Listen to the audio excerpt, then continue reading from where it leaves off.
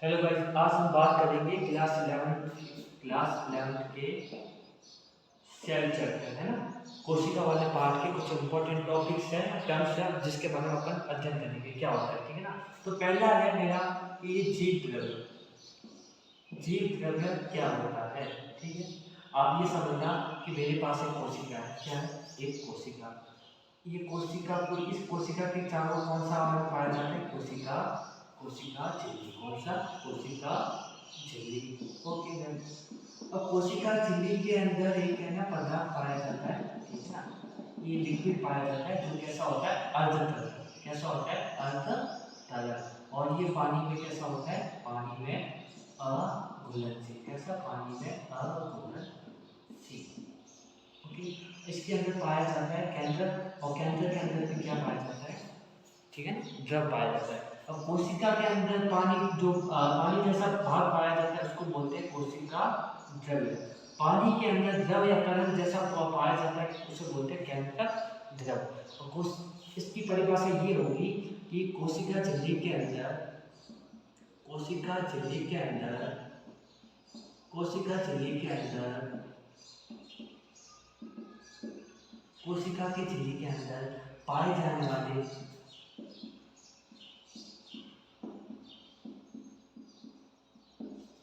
जीवित पदार्थ, जीवित पदार्थ, जो जीवित पदार्थ प्रेजेंट होते हैं ना उसे क्या बोलते हैं, जीवित पदार्थ या जीवित अंग होते हैं, है ना, उसे क्या बोलते हैं, कोशिका, कोशिका द्रव्य या जीवित द्रव्य। ओके। तो कोशिका झिल्ली के अंदर पाए जाने वाले जीवित पदार्थ क्या कहलाते हैं, कोशिका द्रव्य या जीवित द्रव्य। ओके। एक नाम याद रखना, अक्सले। अक्सले क्या, अक्सले। तो अक्सले ने बोला था कि जीव द्रव्य को क्या बोला, आधार।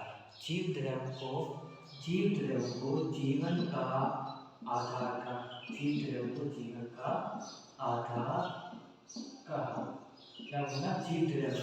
अक्सले ने क्या बोला, एक लाइन है इंपॉर्टेंट है कि जीव द्रव्य को जीवन का आधार किसने कहा, ये अक्सले। आपको सीधी रटनी ही है। तो जीव द्रव्य को जीवन का आधार अक्सले ने कहा। इसकी जगह एक और एक वैज्ञानिक है डुआ जी।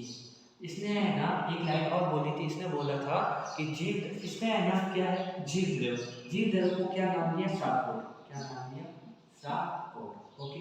तो जीव द्रव्य क्या होता है, कोशिका झिल्ली के अंदर पाए जाने वाले जीवित पदार्थ। कोशिका की झिल्ली के अंदर कौन से जीवित पदार्थ पाए जाते हैं, जैसे माइटोकॉन्ड्रिया है, लाइसोसोम है। तो ये जो पदार्थ है, छोटे छोटे अंग है कोशिका के अंग, ये पाए जाते हैं ना, इसको बोलते हैं किसके अंदर पाए जा रहे हैं, जिस द्रव के अंदर पाए जा रहे हैं ना उसे बोलते हैं जीव द्रव्य या कोशिका द्रव। तो इसके बारे में दो वैज्ञानिक है, एक तो अक्सले जो वेरी इंपॉर्टेंट है, इसने बोला था कि जीव द्रव्य जीवन है, वो अपनी लाइफ का एक आधार है, बेस है। ओके। और विभा जी ने क्या बोला, जीव द्रव्य को क्या नाम दिया, सार्कोड। क्या नाम दिया, सार्कोड। ओके। अब अपन देखेंगे एक अगले टॉपिक के बारे में, ठीक है ना। उस टॉपिक का नाम है, उस टॉपिक का नाम है जीनोफोर। क्या नाम है, जीनोफोर।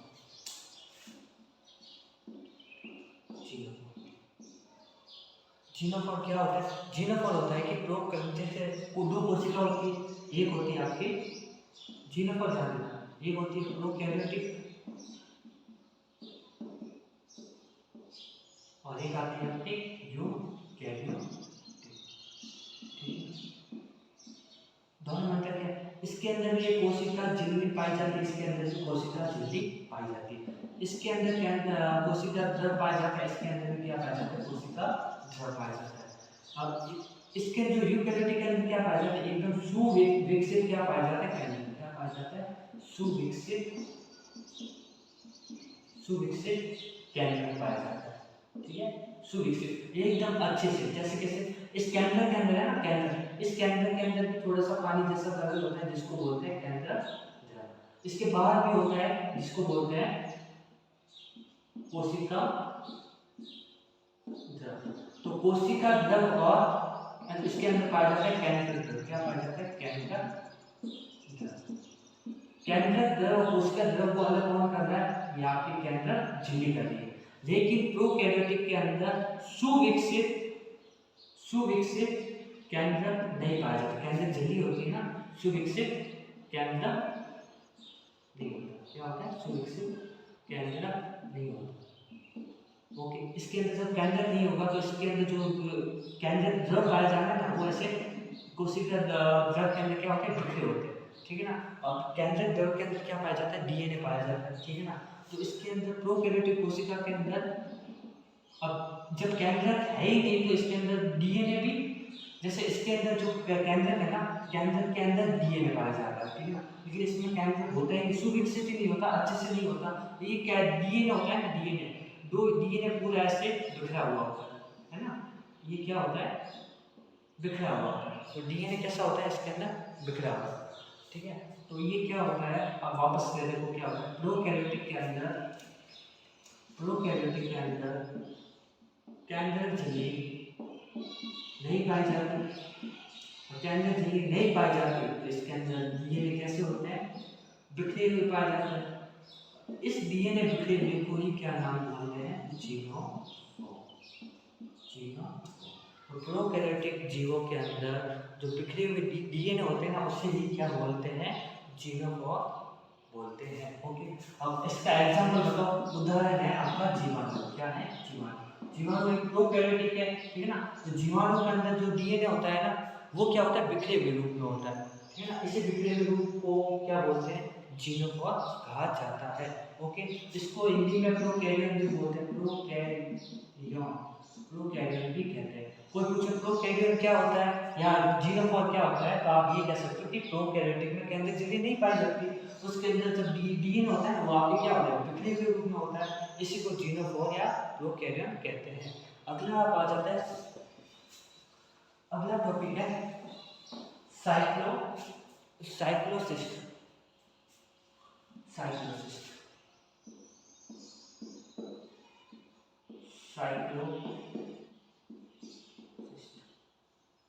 हाँ, हम क्या देख रहे थे? साइक्लोसिस्ट क्या होता है? देखो, कोशिका द्रव, ठीक है, अपन देख रहे थे ये क्या है अपने पास? कोशिका, ठीक है ना। कोशिका के अंदर पाया जाता है आपका कोशिका द्रव। क्या पाया जाता है? कोशिका द्रव। ओके, कोशिका द्रव है ना, जब कोशिका द्रव ऐसे वृत्ताकार गति करती है, कोशिका द्रव जब वृत्ताकार गति करती है ना,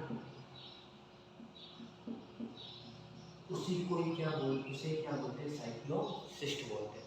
जब कोशिका द्रव वृत्ताकार गति करती है उसे क्या बोलते हैं? साइक्लोसिस्ट बोलते हैं। ओके, जब कोशिका द्रव वृत्ताकार गति करती है उसे बोलते हैं साइक्लोसिस्ट। ये क्या होती है कि जैसे दो कोशिका है, अब इस कोशिका में प्रोटीन है, ऑक्सीजन का आवागमन करना है, यानी इस कोशिका से उसमें भेजना, उससे वापस लाना। ये किससे होता है? कोशिका द्रव के आधार पर। तो कोशिका द्रव ऐसे वृत्ताकार गति करके ही जाती है, इसी को क्या बोलते हैं? साइक्लोसिस्ट बोलते हैं। ओके, इसके बाद आपके आ जाता है अगला, जिसका नाम है टॉपिक, टॉपिक का नाम है कौन सा है? जीनोम। ओके, जीनोम क्या होता है कि मानव के अंदर जो जीन पाए जाते हैं ना, उसका सीक्वेंस, ठीक है ना। जीन का अनुकरण क्या होता है? जीनोम होता है, ठीक है ना। जीन का क्या होता है? आपके अनुकरण होता है, ठीक है ना। तो जीवों में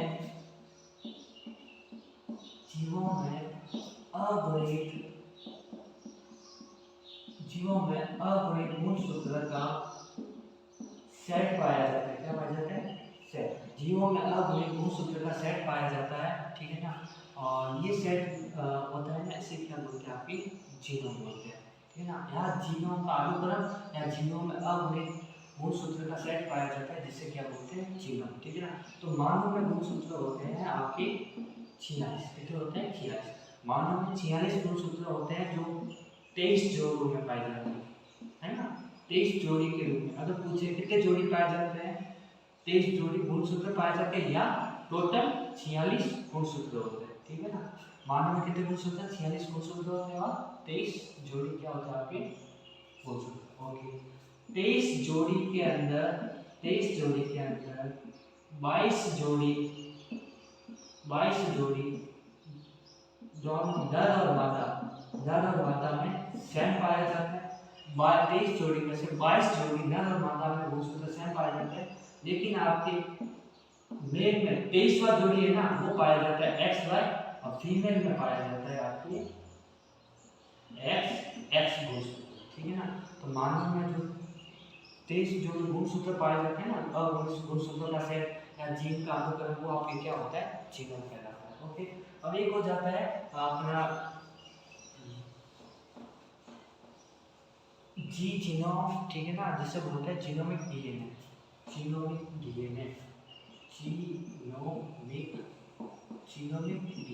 अपन बात करेंगे जीनोमिक डीएनए की। जीनोमिक डीएनए को बोलते हैं जी डीएनए। क्या बोलते हैं, जी डीएनए। जी डीएनए, जी का मतलब होता है जेनेटिक्स। जेनेटिक का मतलब होता है आनुवांशिकी। ठीक है, आनुवांशिकी। अब ऐसे डीएनए जिसके अंदर आनुवांशिकी गुण प्रेजेंट हो या उपस्थित हो, ठीक है ना, तो ये क्या करता है, आनुवांशिकी गुण को संग्रहित करता है। किसको करता है, आनुवांशिक गुण को या आनुवांशिकी जानकारी को संग्रहित करता है। ठीक है ना। जीनोमिक डीएनए क्या होता है, आनुवांशिक जानकारी को संग्रहित करता है। जैसे कि क्या होता है, जैसे एक पिता है ना, वो पिता क्या है, पढ़ाई में क्या है, बहुत होशियार। ओके, पढ़ाई में होशियार है। तो एक इसकी वाइफ है, ठीक है ना, जिसे इसकी वाइफ है ना, जिसे मैं माता लिखा। और जो ये माता है ना, ये क्या है, ये ड्राइंग करती है ना, ड्राइंग। तो ड्राइंग में एक्सपर्ट है। क्या है, ड्राइंग अच्छी करती है। पापा पढ़े में होशियार है और ये ड्राइंग में। जब इसका एक बच्चा होता है ना, है, इसका बेबी होता है, वो क्या होता है, होशियार भी होता है और क्या होता है, अच्छी ड्राइंग भी करता है। यानी दो गुण इसके अंदर पाए जा रहे हैं, ड्राइंग के गुण भी पाए जा रहे हैं और इसके गुण पाए जाते हैं होशियार। यानी पिता के जो होशियार के गुण थे ना, गुण जीन थे, वो किसके अंदर आ गए, इस बेबी के अंदर। जो माता के अंदर ड्राइंग के गुण थे, यानी दोनों के गुण आए। ठीक है ना, दोनों की कला नहीं है, कला आई है, कैसे आए, जीन। यानी कोई कहता है इसके खून में ऐसा है, ठीक है ना, तो इसके पिता के खून में या कोशिका के अंदर है ना, केंद्र, उस केंद्र के अंदर क्या पाया जा रहा है, डीएनए। ठीक है ना, एक बात सुनो, केंद्र के अंदर क्या पाया जाता है, केंद्र के अंदर पाया जाता है डीएनए। क्या पाया जाता है, डीएनए। और डीएनए के अंदर क्या पाया जाता है, गुणसूत्र। क्या पाए जाते हैं, गुणसूत्र। गुणसूत्र कैसे होते हैं, ऐसे होते हैं। देखो गुणसूत्र होते हैं, ये एक गुणसूत्र, ठीक है ना, ऐसे गुणसूत्र होते हैं। ठीक है, ये क्या होता है, आपके गुणसूत्र। इस गुणसूत्र में के अंदर क्या होता है, आपके जीन्स होते हैं। क्या होते हैं, जीन्स। इसी जीन्स के अंदर है ना, आपके जो भी गुण है, जैसे पिता का होशियार का गुण है, इसी जीन्स के अंदर ही रहता है। ठीक है ना, तो ये गुण है ना, किसके अंदर रहते हैं, जीन्स के अंदर। ठीक है ना, तो आनुवांशिकी जानकारी को संग्रहित करना क्या कहलाता है, जीनोमिक डीएनए, जिसको जी डीएनए भी कहते हैं। ओके, अब आ जाता है आपका अगला topic, plasmid. What is a plasmid, उसके बारे में अपन देखेंगे। ठीक है ना, प्लाज्मिड क्या होता है, ठीक है। प्लाज्मिड देखो, एक कोशिका होती है, जैसे कोई भी प्रोकैरियोटिक है, जीवाणु की कोशिका है। तो जीवाणु की कोशिका के अंदर एक तो आपके मेन डीएनए होता है। ठीक है ना, ये क्या होता है, आपके मेन डीएनए, यानी मुख्य डीएनए कहते हैं इसको, मुख्य डीएनए है। मुख्य डीएनए के अलावा एक और डीएनए पाया जाता है। क्या पाया जाता है, एक अन्य डीएनए। क्या पाया जाता है, अन्य डीएनए पाया जाता है। इसकी खासियत देखो, ये डीएनए वर्ताकार होगा। कैसा होगा, वर्ताकार, यानी एक गोले के रूप में डीएनए होगा। और इसका एक दूसरा गुण है, ये स्वप्रतिकृति होता है। स्वप्रतिकृति गुण पाए जाते हैं। कैसे गुण पाए जाते हैं, स्वप्रतिकृति यानी अपनी फोटोकॉपी जल्दी बनाते हैं। जैसे गोल डीएनए है ना, इसको थोड़े टाइम में अपने जैसे और फोटोकॉपी बनाना, ये है अपने जैसा और बना देगा। ऐसे अपनी खुद की फोटोकॉपी जल्दी कर सकता है। कौन, अपना ये अन्य डीएनए।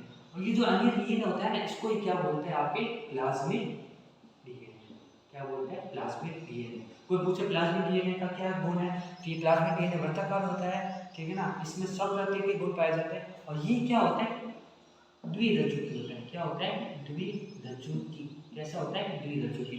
द्विरज्जुकी कैसा होता है, जैसे नाक एक दूसरे पे ऐसे लपेट नहीं लेते, ऐसे पूरे ऐसे लपेट लेते एक दूसरे से, वैसे ही है ना, इसके जो दो डोरियां होती है ना, ऐसे लपेटी हुई होती है, देखो ऐसे करके पूरी एक दूसरे के आपस में लपटी हुई होती है। जैसे पूरा ऐसे करके पूरा लपेटे होते हैं ना, जैसे मेरे पास ये दो हाथ है, तो इसमें जो दो डोरियां हैं, दो रज्जु है, तो दो रज्जु आपस में ऐसे सांप कुंडल ऐसे मिलके आते हैं ना, ऐसे पूरे दोनों ऐसे आपस में, ठीक है ना। तो ये जो कुंडल ऐसे पाया जाता है ना, जैसे एक ये वाला कुंडल है ना, इसे बोलते हैं द्विरज्जुकी। तो जो इसके अंदर जो डीएनए पाया जाता है प्लाज्मिड के अंदर, वो कैसा होता है, दो ऐसे सांप के कुंडल की तरह। ओके, ये हो गया आपके प्लाज्मिड। प्लाज्मिड क्या होता है, प्लाज्मिड एक कोशिका में जो मेन डीएनए होता है ना, उसके अलावा एक और डीएनए पाया जाता है जिसे प्लाज्मिड डीएनए कहते हैं। ये वर्ताकार होता है, स्वप्रतिकृति होता है, और कैसा होता है, द्विरज्जुकी, ठीक है ना। अब वर्ताकार द्विरज्जुकी कैसे होगा, देखो ऐसे ही डीएनए है, अब ये भी है ना, इसके चारों ओर ऐसे डीएनए पाए जाते हैं, यानी गोला भी है और दोनों आपस में जुड़े हुए भी है, ऐसे डीएनए है ना। और इसकी फोटोकॉपी सबसे खुद की ज्यादा कर सकता है। ओके, अब क्या होता है, अब आ जाता है तंतु। तंतु इसके बारे में देखेंगे, आई थिंक ये लास्ट टॉपिक हो सकता है, ठीक है। अब ये क्या होता है, ये होता है आपके केंद्रक में पाया जाता है। क्या पाया जाता है, केंद्रक में पाया जाता है, केंद्रक में पाया जाता है। और ये कब होता है, जब कोशिका विभाजन होता है, कोशिका विभाजन, तब ये आपके तंतु तंतु देखने या काम करते हुए पाए जाते हैं। जैसे कैसे, जैसे एक कोशिका, दो कोशिका, दो से चार कोशिका, तो ये क्या हो रहा है, कोशिका का विभाजन हो रहा है, यानी कोशिका आपस में टूट रही है, ठीक है ना।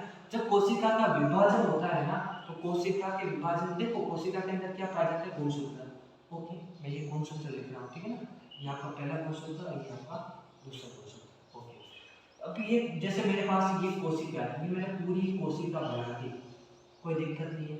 अब कोशिका है ना, ये कोशिका बीच में टूट के दो भागों में बटेगी, कैसे, दो भागों में बटने की कोशिश कर रही है, धीरे धीरे पास में आ रही है। तो ये जो बीच में भाग है ना, ये गुणसूत्र भी क्या है, जैसे कोशिका कोशिका आधी हो गई है, तो इसके अंदर जो भी होगा ना, कोशिका द्रव भी आधा होगा, गुणसूत्र भी आधे होंगे, ठीक है ना। तब इसमें क्या होता है कि इसके ऊपर है ना ऐसे तार की संरचना, एक तार की समान एक संरचना पाई जाती है, ठीक है ना।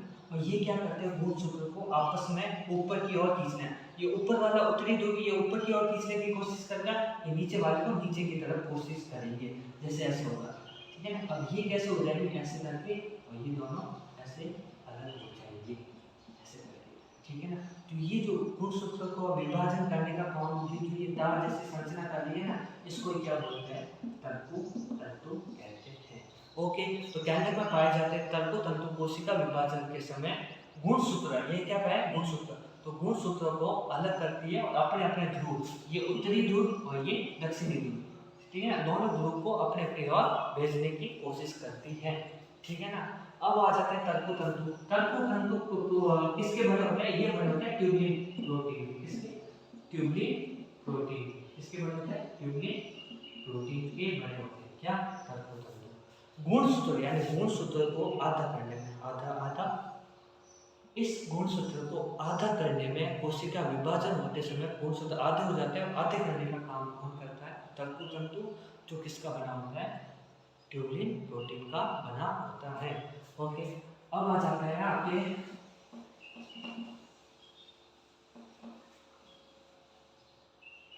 डीएनए का द्विरज्जुकी मॉडल, ठीक है। ये दिया किसने था, ये वैज्ञानिक थे क्रिक व वाटसन ने प्रतिपादित किया था, यानी द्विरज्जुकी। ये इन्होंने बताया था कि जो डीएनए होते हैं ना, वो दो कुंडल के रूप में पाए जाते हैं, ठीक है ना। जैसे मैंने सांप का एग्जांपल दिया था, जैसे सांप कुंडल मारते हैं ऐसे आपस में, तो ये जो डीएनए होता है, जैसे एक रज्जु, और ये डीएनए कैसा होता है, आपस में ऐसे लपेटे हुए होते हैं, जैसे ये पूरा आपका एक डीएनए, इसके ऊपर दूसरा डीएनए भी आपके क्या होता है, लपेटा हुआ होता है, ठीक है। एक बार वापस देखो, जैसे मेरे पास ये एक भाग है, ठीक है ना, ये भाग मेरा हो रहा है 5 से लेके 3 तक, ठीक है ना। दो डीएनए, एक तो 5 से 3 तक होगा, ठीक है ना। तो दूसरा जो डीएनए का भाग होगा ना वो किससे होगा, ये 5 से स्टार्ट हो रहा है, ये 3 पे खत्म हो रहा है, तो ये है ना इसका उल्टा होगा, 3 से स्टार्ट होगा 5 से खत्म होगा, यानी ये 5 से होता है और 3 से खत्म होता है, ये 3 से स्टार्ट होगा 5 से खत्म होगा। अब ये दोनों आपस में ऐसे कुंडलन के रूप में पाए जाते हैं। तो जो अपने अपने जो डीएनए होते हैं ना 5 डैश से लेके 3 डैश से लेके और ये आपस में 7 के कुंडलन की तरह पाए जाते हैं। ओके, तो डीएनए क्या होता है, डीएनए दो रज्जु की आपस में लपेटे हुए होते हैं, एक सिर्फ 5 से लेके 3 तक होता है, दूसरा 3 से 5 यानी उल्टे होते हैं, ठीक है ना। उल्टे कैसे, जैसे वापस देखो, ये 5 से स्टार्ट हो रहा है 3 पे खत्म हो रहा है, ठीक है ना। दूसरा वाला है ना 3 से स्टार्ट होगा 5 पे खत्म होगा, ऐसे, और ये दोनों आपस में ऐसे जुड़े